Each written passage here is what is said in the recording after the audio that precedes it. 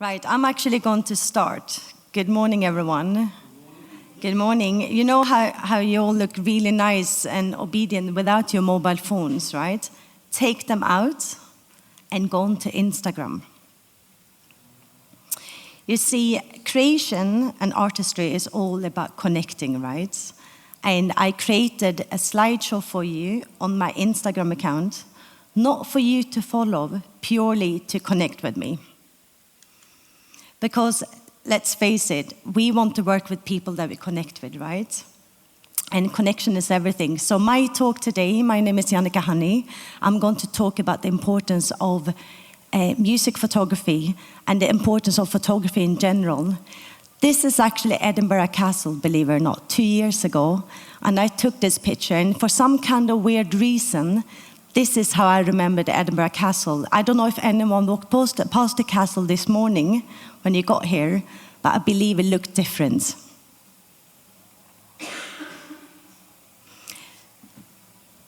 So the mobile phones is also your research. That's how you find your photographer. So if you got me now on Instagram, as I said, you totally don't need to follow. It's all about connection.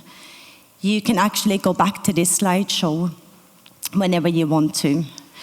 So my intention this morning is when you go to hire a photographer, and this is not only for musicians, it's for all of you, I'm going to give you a few pointers, what you need to ask the photographer for, what you can actually expect to get back, but then also as a band, what you need to think about before you book your photographer. And if you really listen to this talk, you will never, ever, ever have these kind of problems that occur sometimes where you think you're going to get 200 images after your amazing shoot, and actually the photographer only delivers 20.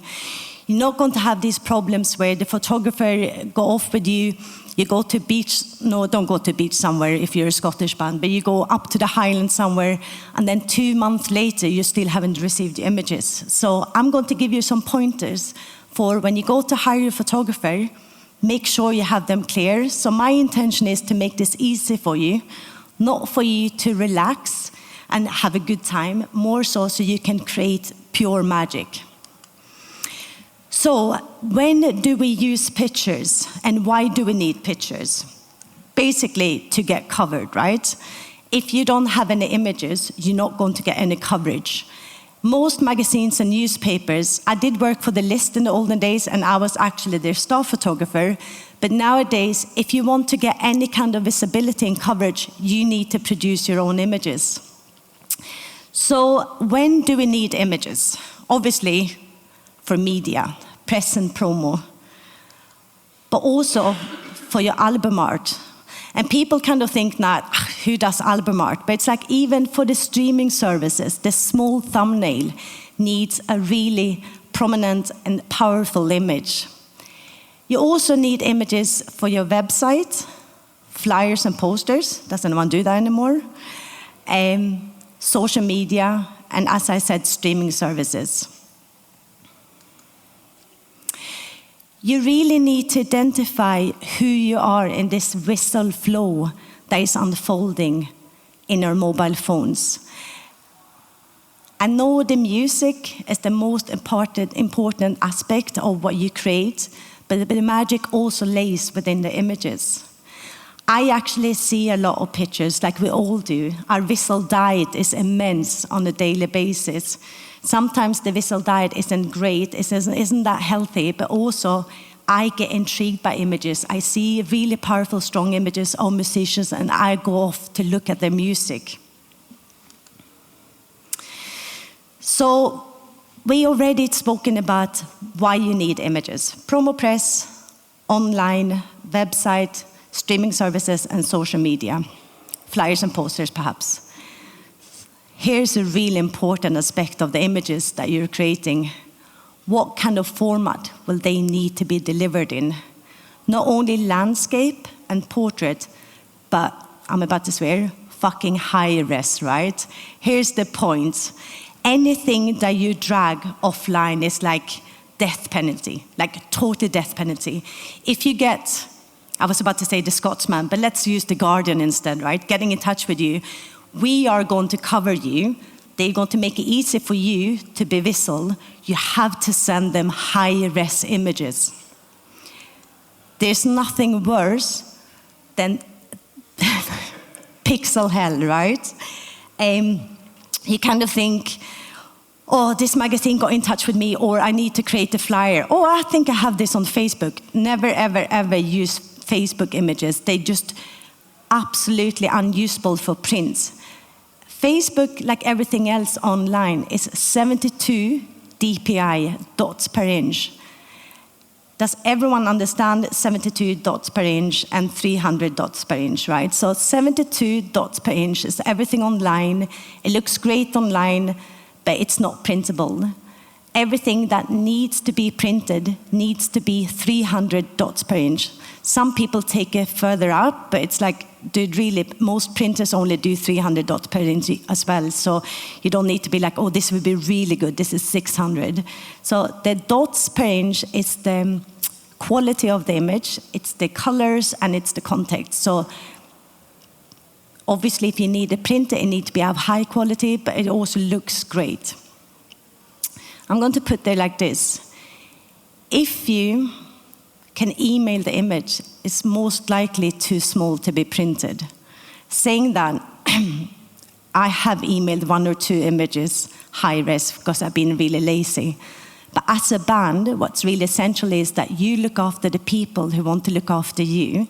So if someone gets in touch with you, make sure you send them a horizontal image and a portrait image, and you upload that to Google Drive, or you can send it via a WeTransfer link, or Dropbox, of course. But most professional, I would say, is to have a press gallery on your website. So when press gets in touch with you, just go like, I have this lovely wee gallery, you go and pick an image there. But also with the press gallery, don't have like hundreds of images of yourself. Not only because it looks like you're totally narcissistic, but it's like you have to edit them, right? So when I put together this wee slideshow for you and put on Instagram, this image was instantly removed, okay? It was sexual activity. And I'm using this image because when you go off to do your shoot, you need to think about a few things. Already you think about who wants to cover you and who wants to look after you, right? That's the coverage. You have to create high-resolution images that are printable. And then you really, really need to think about location, style, and the energy. Especially location. I've done something here, I don't know if you can see it, but I very seldom reveal the location where I shoot. Can you see where it is? Yeah. So it's Edinburgh. And this is actually that's why I use the picture, not only because they're naked. That's one of the things I don't do. I very seldom put a band in the place where they're from, because I don't want it to be like another Scottish band or another Glaswegian band. I want the image to be able to travel across the world. It's something with opening up for that space. Any kind of Scottish bands who want to be photographed in pubs is like, please support them to do something else. So you need to think about the location. The styling is also very important. Styling is all about big logos and fashion. I think if you have big logos, maybe that company should sponsor you and pay for your photographer. Some people are really attached to the logos, and it kind of makes them feel safe. So then I'm okay with shooting that. But it's thinking about logos and the fashion, because if you're very constrained by the fashion, those images are going to be outdated within just a couple of years. And what happens when you do these shoots is that usually the images sticks with you for like 5-10 years, believe it or not. The energy is also important to think about, because, clicked it quick, because that's what your band is all about. So try to not only speak to the photographer about how you want to emphasize what your band is all about, speak to each other. I actually ended up in a church once with a band, and they wanted to be photographed there, and I said, that's okay, you're going to look like you're a Christian act, but that's okay too. And during the shoot, the guitarist came up to me, and they were like, I used to feel really uncomfortable. Can you make it look like we're not in a church? And I was kind of like, that's the conversation you want to have. before I go off to do this shoot. So I think actually with images, authentic, quiet images is the way to go. Stick with what you're really about. I was about to say don't think too big, but actually think within. Authenticity creates the most powerful images.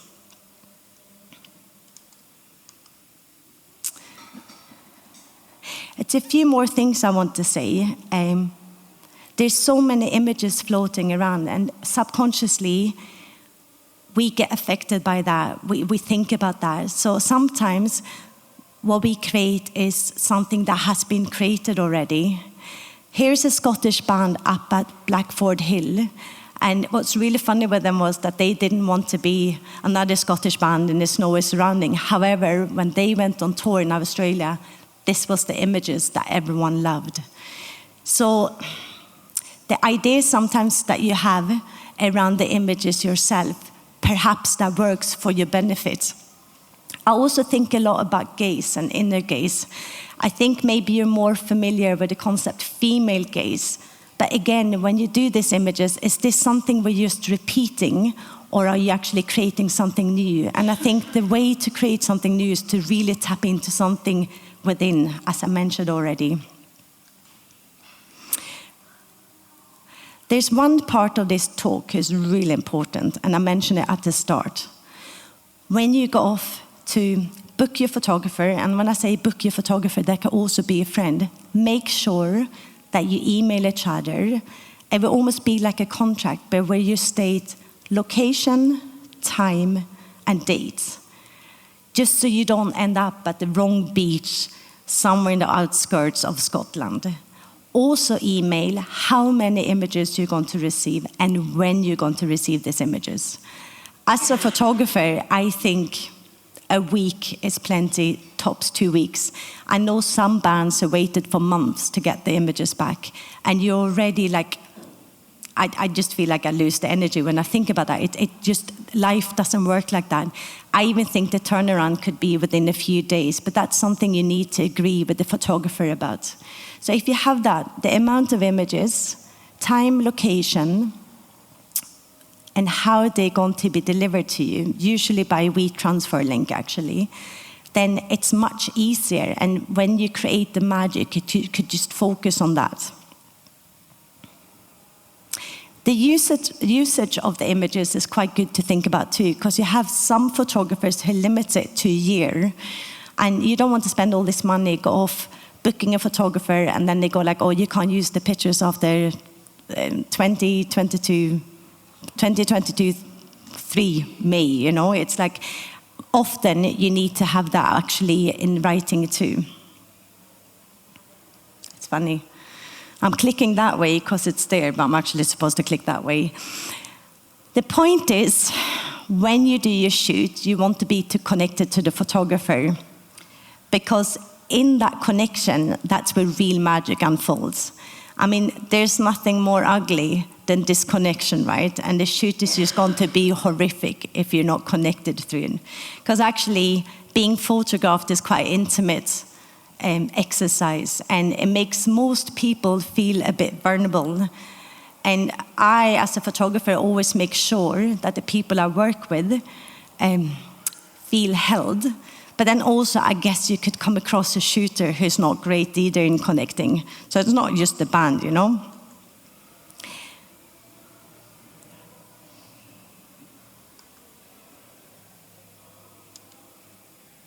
I'm going to say a few words about live photography. When you have your launch, make sure that the light technician is your best friend. That's how you get the best pictures done. Avoid green and reds. A lot of people have a launch night, and the images that comes out of it aren't great to use. So you just, for a couple of songs, you stay away from the green and the red. Because live photography is quite descriptive too. And it's really important to emphasize what the band is about. That's me. Thank you so much.